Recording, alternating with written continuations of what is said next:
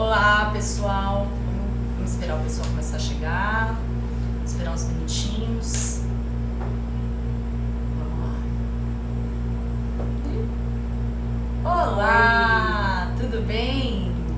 Tudo bom, pessoal? Sejam bem-vindos, boa noite.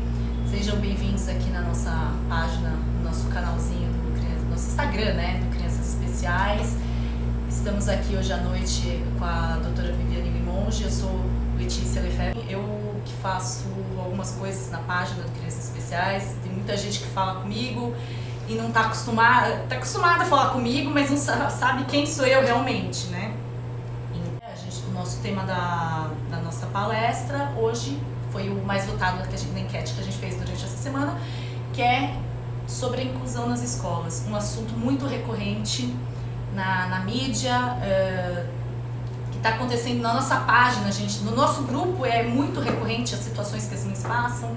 Na nossa página a gente vê bastante relato, no nosso Instagram, muitas pessoas perguntando, e é mais fácil a gente produzir um vídeo com as principais questões que vocês nos apresentam do que a gente responder individualmente, né? Então vamos começar. Uma das pesquisas, a gente vai trabalhar dois pontos hoje sobre a inclusão nas escolas, tá? A gente vai, não sei se vocês viram hoje saiu uma matéria no G1 sobre, não sei se dá para vocês verem, uma escola no Distrito Federal é condenada à justiça por recusar a matrícula de uma criança com deficiência. Um dos pontos que a gente vai falar é sobre a recusa das escolas de efetuar a matrícula de uma criança com deficiência. E o outro ponto que nós vamos abordar hoje é esse aqui, que saiu também nas mídias esses dias, que mãe precisa deixar de levar a filha autista para a escola por falta de monitor em Goiânia.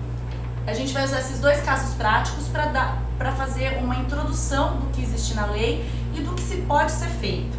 Lembrando que você precisa saber do seu direito e você vai atrás dele. Caso você não consiga, com argumentação, com conversa, um advogado, um defensor público deve ser contatado para que isso seja levado para outra instância. Mas o importante é que você saiba seus direitos e que ele não deixe que eles sejam violados, tá? A Viviane agora vai fazer uma breve introdução sobre o que existe os aspectos legais e as leis que existem em prol da educação nas escolas. Por favor, Viviane. Oi, Letícia, obrigada. Boa noite a todos. É um prazer estar aqui com a Letícia nessa página que é super bacana, que eu acompanho há um tempão, Crianças Especiais, cheia de história boa para contar, cheia de pessoas com casos de superação e pessoas mães preocupadas, acima de tudo, que pretendem sempre conseguir o melhor para os seus filhos. Então, nessa página surgiu a ideia da gente fazer essa live e o tema do meu mestrado foi a capacidade civil e estatuto da pessoa com deficiência. Então, eu estudei bastante essa matéria e, em primeiro lugar, é importante a gente saber que a Lei Brasileira de Inclusão ela decorre de uma convenção da ONU, ou seja, ela tem a natureza da lei é uma natureza de Constituição. E para quem não é da área do direito, a gente tem a Constituição como a norma primordial do nosso ordenamento jurídico. Então a lei, ela entra aqui, ela entra com caráter de norma constitucional. Como a Constituição fala que todos têm direito de desenvolver a sua vida, terem a sua vida, educação, saúde, a Lei Brasileira de Inclusão, ela entra aqui também. Por isso, ela traz garantias fundamentais às pessoas com deficiência. As pessoas com deficiência são equiparadas a qualquer outra pessoa. E esse é um dos princípios da Lei Brasileira de Inclusão. Ela outorga a capacidade à pessoa com deficiência. É lógico que tem problemas e isso a gente trata separadamente. Mas a questão é, as pessoas com deficiência, diferente do que era antes, elas têm capacidade para atuar na vida civil. Isso é, ter direito à educação, ter direito ao trabalho, sem autorização judicial, conseguir contrair casamento sem autorização judicial, ter direito a transporte, a cultura, a lazer, etc. e tal. Então, é importante a gente ter no nosso conhecimento, na nossa mente, a importância dessa lei, o caráter constitucional dessa lei, que outorga à pessoa com deficiência todos os direitos que todas as pessoas têm nos atos da vida civil. Né? E por isso, a questão da educação, ela entra nesse aspecto também. As pessoas com deficiência deficiência sempre foram jogadas às escolas especiais. Elas ficavam segregadas. Inclusive é um questionamento de muitos pais. Coloco meu filho numa escola dita comum, uma escola que não seja especial. Como é que ele vai se desenvolver? Uma escola regular. Porque uma das premissas que a gente sabe, todo mundo que está acompanhando, todo mundo que está vendo o que está acontecendo, sabe que inclusão sem capacitação dos professores não é inclusão. A criança fica segregada num canto, a criança, quando consegue ter esse apoio, às vezes não consegue ter um desenvolvimento por falta do acompanhamento do monitor, de uma pessoa de apoio. Mas isso não é o que a gente vai tratar hoje, mas a gente está ciente, a gente está vendo a maioria das pessoas mandando isso pra gente, e nós estamos, em outro momento a gente vai tratar desse assunto, mas o momento hoje é saber que existem leis aqui no Brasil, e que essas leis, vocês podem usar essas leis para garantir o direito dos seus filhos. Existe a Lei Brasileira da Inclusão, existe também uma lei que garante aos autistas isso. A Lei Berenice Piana. Pode fazer. A Lei Berenice Piana é até anterior, é de 2012 e a LBI é de 2015. E ambas são parecidas. A Lei Berenice Piana, ela é explícita, expressa ao falar que toda pessoa incluída no transtorno de espectro autista, que é um transtorno imenso, que abrange vários tipos de deficiência, todas as pessoas têm direito à matrícula na escola e acompanhamento especializado. Inclusive não fala de grau. Não fala de grau, não é qualquer grau. E esse acompanhamento ele tem que ser adaptado, especializado à necessidade da criança. Não é simplesmente colocar lá uma pessoa que não tenha uma habilidade para lidar com uma pessoa com autismo. Ela tem que ser adaptada às necessidades dessa criança. Então, como existem vários graus, tem que ser especializado. E uma coisa que a gente está vendo, por exemplo, que a gente anda observando, existe. Você vai fazer a inclusão de uma criança numa escola, tá? A abordagem para uma criança que tem síndrome de Down é uma, a abordagem para uma criança que tem autismo é outra, uma abordagem que tem para uma pessoa com deficiência é outra. São vários tipos, mas se a escola recebeu a matrícula, ela tem que fornecer o serviço de apoio. Então, o que acontece? Meu filho, aqui, a escola, vamos lá. Meu filho está sofrendo bullying na escola. Isso a gente vai... Foi uma matéria recente. Foi até uma matéria recente. Providências têm que ser tomadas, sabe? E uma coisa que eu percebo é que mães e famílias de crianças típicas, isso é uma posição minha, tá? Famílias de crianças típicas, o que acontece? Elas falam, inclui seu amiguinho e tal, mas daí na hora da festa não chama aquele amiguinho pra festa. No meu estudo, eu até abordei um negócio lá no livro que fala assim, que as famílias sempre ficaram dos dois lados da mesma moeda, ou é uma super proteção, ou seja, é isso que você falou. Sim. Tem uma super proteção e engloba a pessoa com deficiência dentro de uma redoma e não deixa ela interagir, ou é um absoluto descaso. Então, isso não sou eu que estou falando, é a pesquisa que eu fiz. Então, isso também sempre aconteceu. Ou uma super proteção, a pessoa também não deixa a criança interagir com os colegas, que a Letícia falou. Sim. Ou é absoluto descaso no sentido, não de descaso, mas deixar a pessoa interestada em casa lá. A criança, ela prefere que a criança fique em casa do que ela ter que passar pelas questões da integração. Mas uma das coisas, um dos pontos positivos da lei, do que existe da inclusão escolar, é a sociabilidade da criança. Porque se a criança não for para a escola, ela não tiver contato com outras crianças, ela vai ficar segregada. E ela não vai ter acesso a um desenvolvimento integral, que é o objetivo, inclusive, do Estatuto da Criança e do Adolescente, que prevê o desenvolvimento integral da criança por meio da educação. Eu acho que essa questão, Letícia, sobre as escolas é até interessante. Acho que até a ministra Damares, ela fez um comentário há algumas semanas, que ela incentivava as escolas especiais em detrimento das escolas regulares. Então, justamente porque nas escolas especiais as crianças teriam um pouco mais de facilidade para interagir. É um tema complicado. É um tema que a gente pode abordar em outra conversa.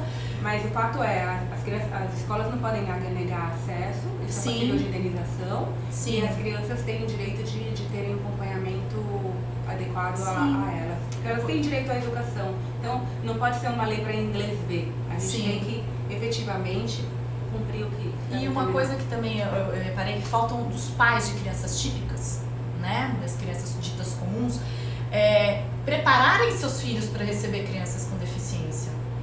Elas existem, existem, elas estão ali. Não é aquele amiguinho que você deixa lá de canto. Não, elas têm sentimentos. No primeiro momento, uma criança típica pode estranhar, mas ela vai estranhar se você não explicar pra ela o que a criança é diferente. E elas têm mais facilidade.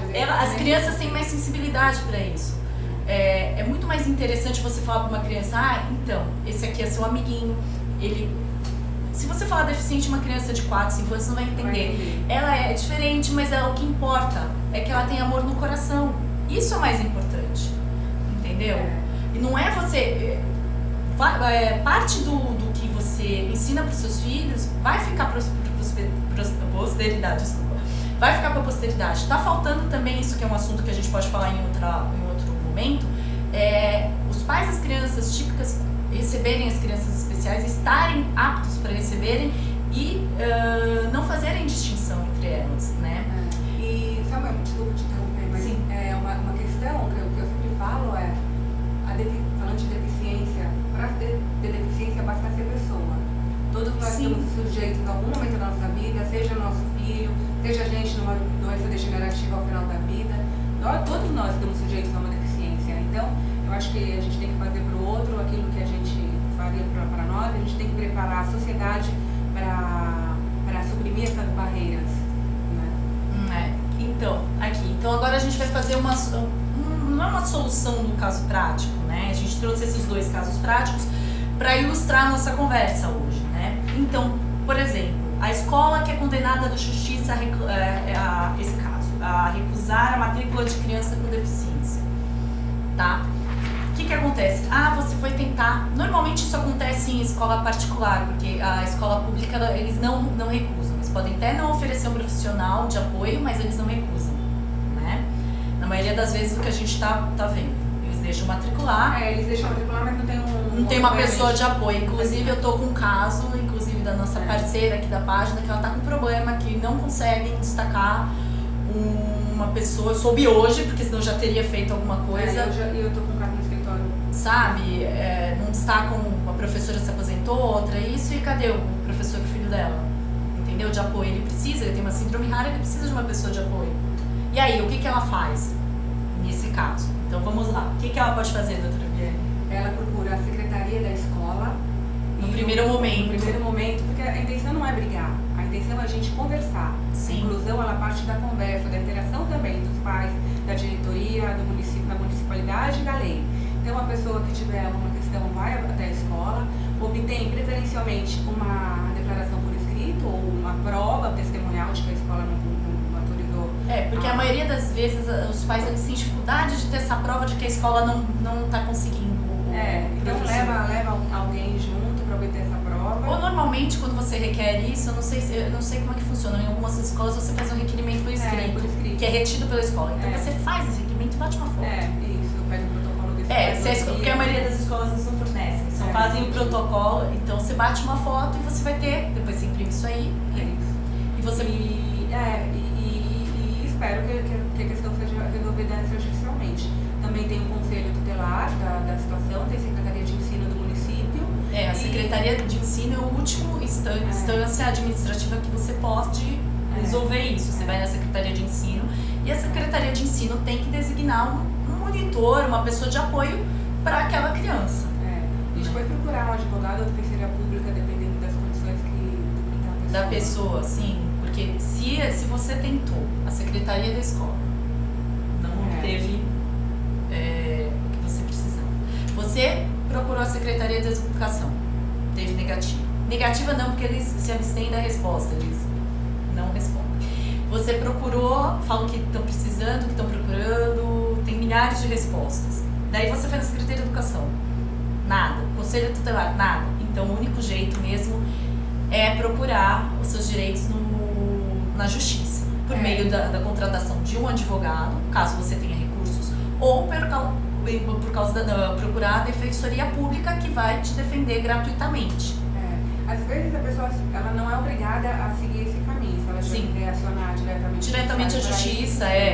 E outra coisa, eventualmente eu já vi casos que a mãe ela desiste, acaba desistindo, não, eu desisto de colocar meu filho nessa escola porque já não aceitaram, eu vou forçar uma situação.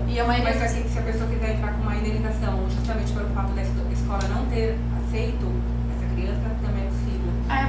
tem uma obrigação da escola aceitar, mas tem uma ação organizatória. Inclusive eu vi um caso, acho que uma mãe de uma criança com autismo essa semana, eu escrevi, acho que pro nosso portal. Ela tentou matricular numa escola renomada aqui em São Paulo, aquelas escolas construtivistas, aquelas escolas inovadoras. Ela tentou matricular a criança, falou que não tinha a vaga disponível. A vaga disponível. Depois ela tentou ir em uma outra escola renomada, perguntando no grupo de mães, como normalmente as mães fazem. Ela tentou, daí a escola era super inclusiva, inclusive chamaram o menino para fazer uma vivência, porque normalmente essas escolas particulares chamam para fazer uma vivência. O menino super se adaptou tudo, daí ela ficou esperando a resposta dessa escola sobre uma bolsa que ela poderia ter, porque era uma escola cara, né?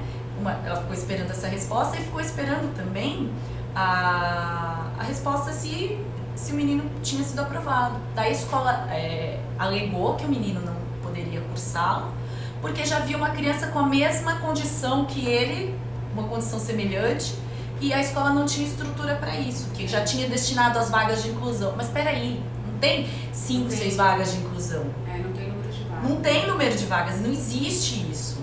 Tem número de vagas, por exemplo, para... mudando de assunto, mas por exemplo, tem número de vagas para vaga de garagem e condomínio, mas para isso não existe, gente, não existe, sabe? E às vezes as pessoas, quem tá no...